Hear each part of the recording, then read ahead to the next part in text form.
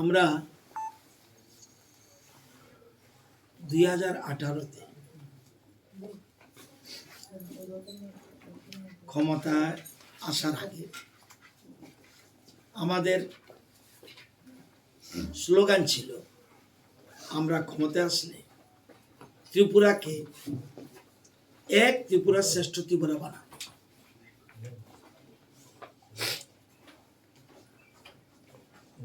আমাদের 5 বছর প্রায় পূর্ণ হতে চলেছে।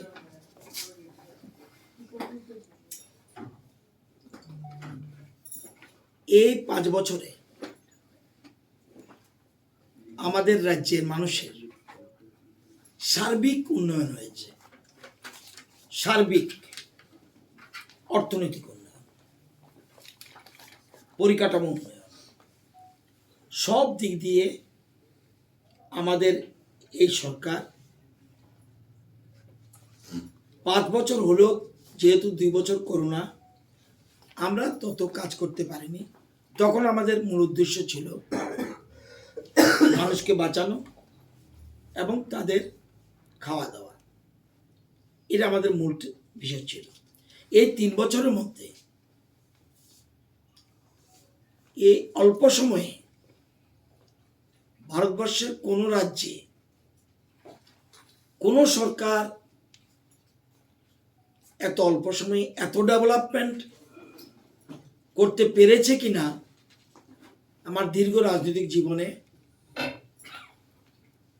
অভিজ্ঞতা বলছি, এটা সম্ভব নয়। আমাদের রাজ্যের মানুষের মাথা পিছু আয়, রাজ্যের মানুষের মাথা পিছু বার্ষিক গড় আয়, এটা নির্ভর করে একটা রাজ্যের বর্তমান আর্থিক অবস্থা কোন জায়গায় রয়েছে। 2017-18-তে এই রাজ্যের মানুষের মাথা পিছু গড় আয় ছিল 1,11,151 টাকা। আজকে সেই গড় আয়, বার্ষিক গড় আয় দাঁড়িয়েছে 1,58,382 টাকা।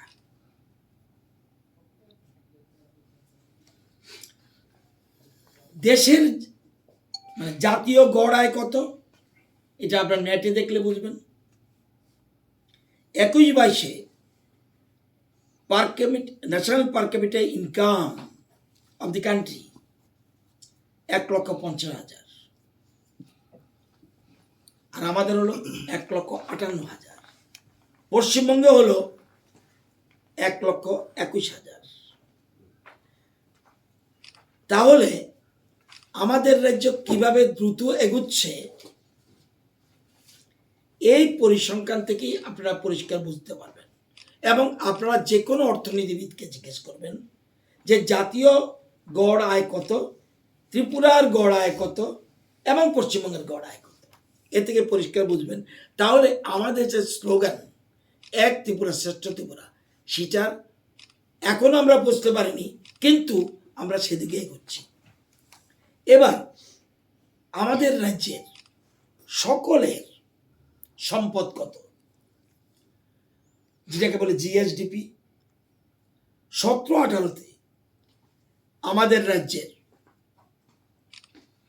জিএসডিপি ছিল, অর্থাৎ সকলের সম্পদ 43,715,80,00,000 টাকা টোটাল সম্পদ ত্রিপুরা ছিল। আজকে 64,778,08,00,000 টাকা। তাহলে আমাদের সম্পদ কতটা বেড়েছে, এটা আপনারা সহজেই অনুমান করতে পারেন। এটার জন্য আমি সাংবাদিক সম্মেলন ডাকিনি, শুধু আপনাদের একটু বলে দিলাম what is the position of the state.